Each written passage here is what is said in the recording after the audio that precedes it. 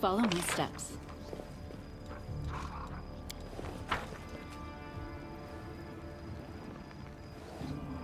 Wearing a robe? Check. Baphomet symbol around the neck? Check. Crazy eyes? Check. Note to self. Bring a mirror next time to be able to adjust the optimal level of eye craziness. Everything is ready for the experiment. An audience. Problematic but not critical.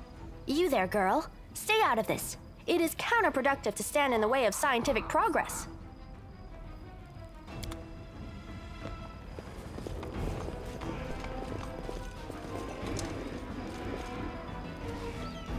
Who's that? I don't know her.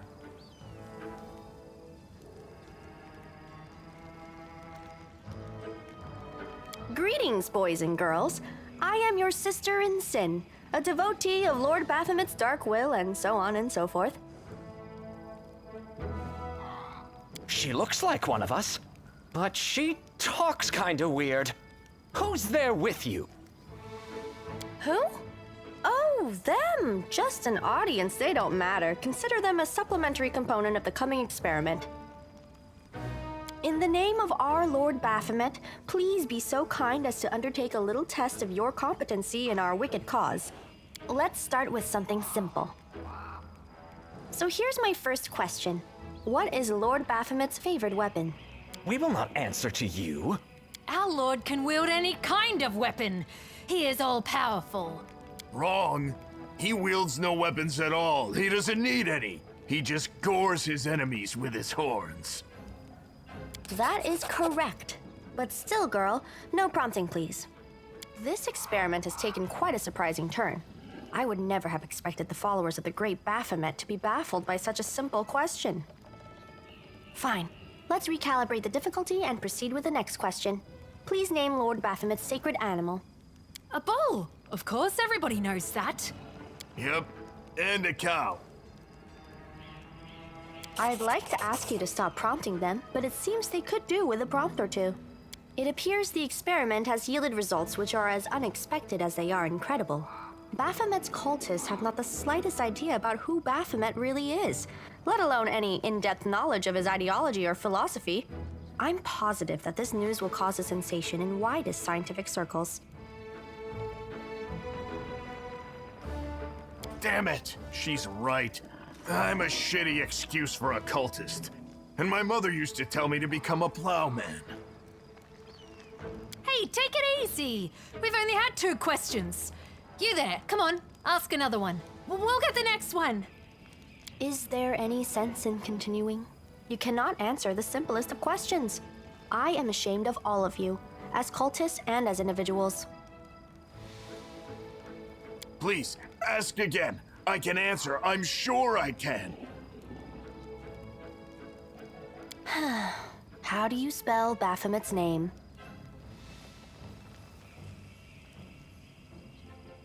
B-A-F-A... Oh, screw it. To hell with Baphomet. I thought it was gonna be fun, but instead there are all these questions. I'm done here. I'm going back to my home village, back to my mother. Hey, wait! You there! How dare you stir up discord in our ranks? Grab her and tie her up, and her entire entourage too! The experiment is complete. Unable to deal with the questions, the cultists decide to deal with the examiner instead. A typical reaction for a person who has never been burdened with any intelligence. Now you're gonna start hitting each other, aren't you? Please, proceed. I won't interrupt. Do not fear! Do not waver! Attack!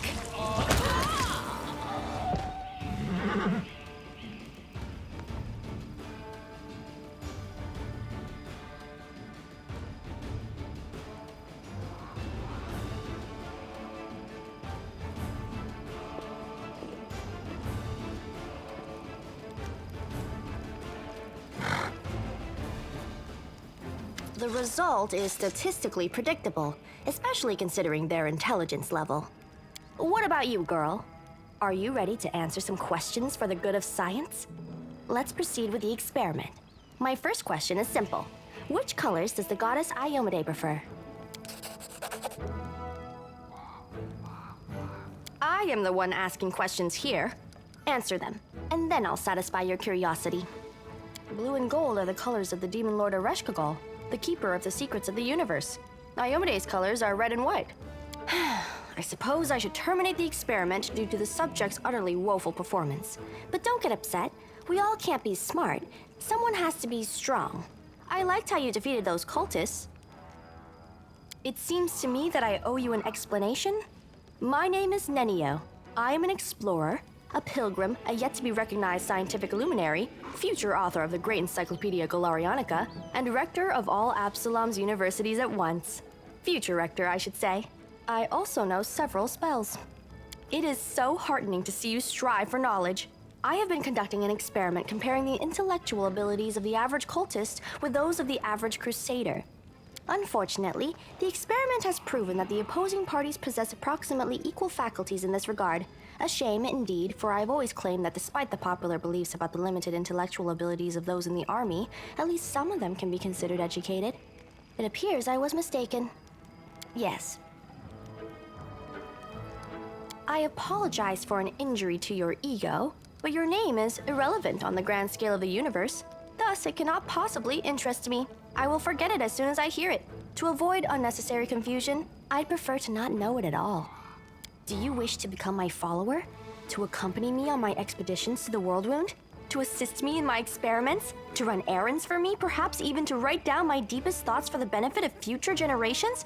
Oh, how splendid! Of course, I agree. Truth be told, I have no money to pay you. But you will be aiding the progress of science, and that is its own reward. Excellent, you're hired. To think that I finally found someone to accompany me. 27 Crusaders before you said no. Not one of them saw the undeniable appeal of my offer. Your first assignment is to take me to a safe place. I have to admit that today's experiment has left me quite tired. Let us bide our time.